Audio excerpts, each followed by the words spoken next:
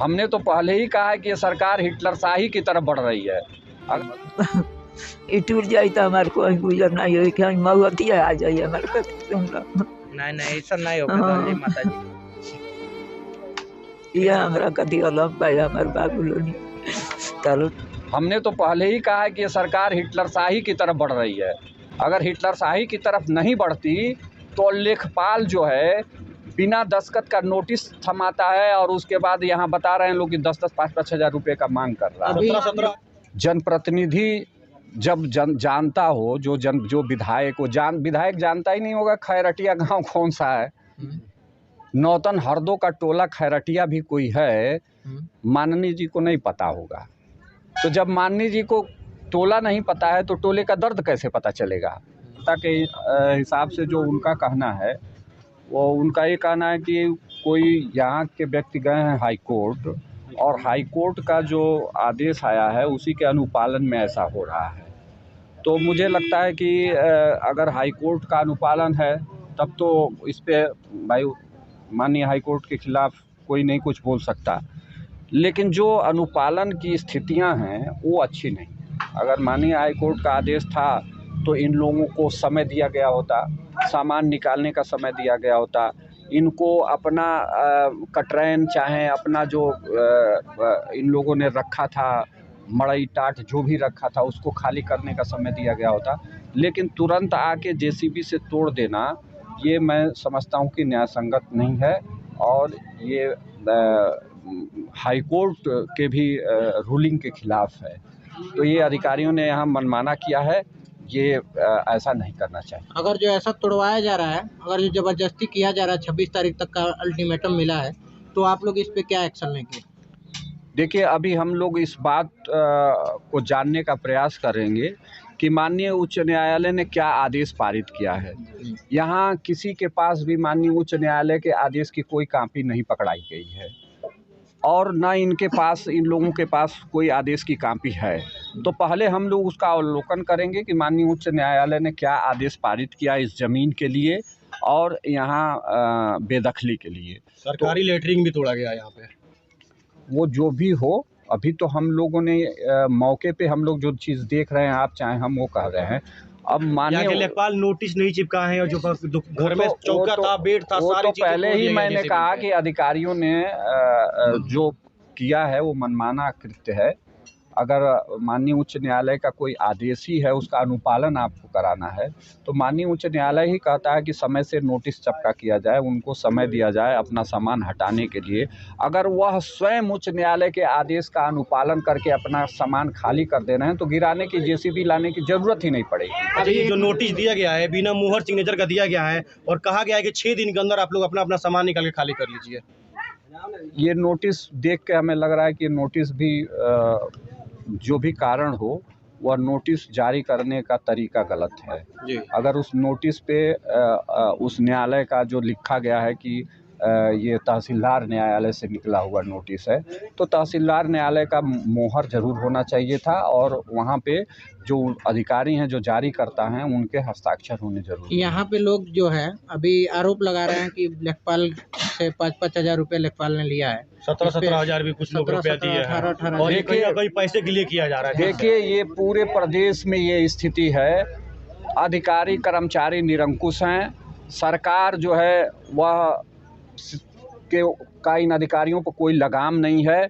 आप थाने पे चले जाइए बिना पैसे के आपका कोई मुकदमा नहीं दर्ज होने वाला है, आप तहसील में चले जाइए बिना पैसे का आपका कोई काम नहीं होने वाला है। इसलिए यह तो निरंकुश सरकार है और इस सरकार का अधिकारी और कर्मचारियों के ऊपर कोई सरकार का भय नहीं है और ना ही सरकार का नियंत्रण है इन अधिकारियों के ऊपर।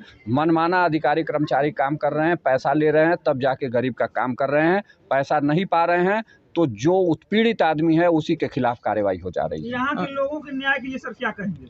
यहाँ के लोगों के न्याय के लिए हर संभव समाजवादी पार्टी प्रयास करेगी और उच्च न्यायालय के आदेश का अवलोकन करके और उसके बाद हम लोग अपना निर्णय लेंगे। अभी देखा गया है एक घर में नोटिस नहीं जारी हुआ है, नोटिस हाथ में नहीं मिला है, उस घर को तोड़ा जा रहा है। बिल्कुल गलत है, यह तो हिटलरशाही है, यह बिल्कुल हिटलरशाही है और ऐसा बिल्कुल नहीं होना चाहिए। एक एक ईंट बनाने में, एक एक ईंट रखने में गरीब को कितना मेहनत करना पड़ता है, उसको कितना मशक्क़त करना पड़ता है, उसको अपना पेट काट के अपना छत बनाने के लिए एक एक पैसा जोड़ना पड़ता है, और वह उसके सपने, उसके अरमान उस छत के नीचे ज़िंदा रहते हैं। इसलिए किसी के अरमान को कुचलना यह लोकतंत्र का काम नहीं है। निश्चित तौर पर यह लोकतंत्र का भी गला एक घोटने महिला का है, काम वो ब्याज पे पैसा लेके और मजदूरी करके एक कटरैन का छोटा सा रूम बनाई है। 3-3 छोटे-छोटे बच्चे हैं और वो कटरैन का तोड़ दिया गया है और ठंड में कैसे वो लोग रह रहे वो हैं। तो मैं पहले ही आपसे कहा कि एक छोटा सा जो कमरा है वो अरमानों का रूम है, उनके अरमानों का कमरा है। कितना मेहनत मशक्क़त करने के बाद एक कमरा, एक कोठरी तैयार की जाती है, वो भी इस मौसम में जब कड़ाके की ठंड चल रही है। आप तोड़ देंगे, वो सड़क पे आ जाएंगे। और अगर तोड़ना ही है, अगर कोई उच्च अधिकारी या न्यायालय का कोई आदेश ही है, तो उसको समय दीजिए, उस अपना व्यवस्था करे, अपना रहने के लिए कहीं और छज्जा बनाए, और तब जाके उसका मान लीजिए आपने तोड़ दिया, ठंड से उसकी मौत हो जाए, तब कौन जिम्मेवार होगा? जी। क्या लेखपाल जिम्मेवार होंगे उसके मौत का? योगी सरकार को सर क्या कहेंगे? योगी सरकार मतलब योगी ही सरकार। हमने तो पहले ही कहा है कि ये सरकार हिटलरशाही की तरफ बढ़ रही है। अगर हिटलरशाही की तरफ नहीं बढ़ती तो लेखपाल जो है बिना दस्तखत का नोटिस थमाता है, और उसके बाद यहाँ बता रहे हैं लोग कि 10-10, 5-5 हज़ार रुपये का मांग कर रहा है। 17-17 हज़ार भी लिया गया, या बिना नोटिस का बुलडोजर चला दे रहे हैं। ये बहुत ट्रेंड में चला रहे हैं तो कि अब अधिकारी भी अब पद में ले लिए हैं अब बुलडोजर चलाने के अब लिए। सरकार के लिए तो सब कुछ आप ही कह दिए। यहाँ पे तमाम जिस सरकार में ये हो रहा है, ना यहाँ पे- भ्रष्टाचार ना महंगाई, यही ना बोला था। ये जो गरीब लोग हैं, इनके साथ दुख का पहाड़ टूटा हुआ है, और इसमें जनप्रतिनिधि जो सत्ता में है, अभी तक किसी ने हाल जानने नहीं आया। आप आके क्या संदेश देना चाह रहे हैं लोगों को? देखिए, जनप्रतिनिधि जब जानता हो, जो विधायक हो, विधायक जानता ही नहीं होगा खैरटिया गांव कौन सा है। नौतन हरदो का टोला खैरटिया भी कोई है, माननीय जी को नहीं पता होगा। तो जब माननीय जी को टोला नहीं पता है तो टोले का दर्द कैसे पता चलेगा? इसलिए समाजवादी पार्टी और समाजवादी विचारधारा वो गांव के अंतिम व्यक्ति की झोपड़ी से निकली हुई पार्टी है। अंतिम व्यक्ति की विचारधारा और अंतिम व्यक्ति के लिए लड़ने वाली पार्टी का नाम समाजवादी पार्टी है। इसलिए यहाँ दर्द हुआ, यहीं नहीं पूरे प्रदेश में। आप देखिए, कल पुलिस के द्वारा एक कानपुर में एक व्यक्ति को उठाया जाता है और उसको ज़बरदस्त मारा जाता है, उसकी कस्टोडियल डेथ हो जाती है, पुलिस के सुरक्षा में ही उसकी मौत हो जाती है। हमारे नेता आदरणीय अखिलेश यादव जी उनके घर कल पहुँचे हैं, उनके न्याय की मांग कर रहे हैं, उनके पत्नी की नौकरी की मांग कर रहे हैं, उनके गुजारे भत्ते की मांग कर रहे हैं। यह केवल समाजवादी पार्टी ही कर सकती है, क्योंकि समाजवादी पार्टी के मन में अंतिम व्यक्ति की पीड़ा है, अंतिम व्यक्ति का दर्द है। अगर अंतिम व्यक्ति के दर्द में कोई खड़ा हो सकता है तो समाजवादी पार्टी ही खड़ी हो सकती है। यहाँ पे जो सरकारी योजनाएं आई हैं, तो कहीं ना कहीं निरीक्षण किया गया होगा, उसके बाद ही तो सरकारी योजना आई होगी। तो इस पे क्या कहना चाह रहे हैं कि जो सरकारी योजनाएं आई तो उस समय ये बंजर बचत नहीं था जो कि यहाँ पे लागू हुई हैं? देखिए, कोई भी योजना आती है और जब उसका अनुपालन होता है तो पूरा सोच समझ के और जानबूझ के होता है। किसी भी योजना का अनुपालन बिना उसका स्थलीय निरीक्षण होने के बाद ही होता है। तो जो शौचालय बने होंगे या उसका पैसा जब खाते में गया होगा तो निश्चित तौर पर उसका स्थलीय निरीक्षण हुआ होगा, तभी जाके उसका पैसा मिला होगा उस लाभार्थी को। यहाँ पे लोगों को इस वजह से डरा रहे हैं कि पहले भी पैसा लिए हैं, अभी भी पैसे की मांग कर रहे हैं, असंतुष्ट नहीं कर रहे हैं लोगों को। कोई भी नोटिस हाई कोर्ट का अगर आया है तो यहाँ जो भी लोग उन लोग तक पहुँचा नहीं है, ना यहाँ पे कोई चिपकाया भी गया है किसी मकान पे। नोटिस तो हाई कोर्ट का ही चिपकना चाहिए ना।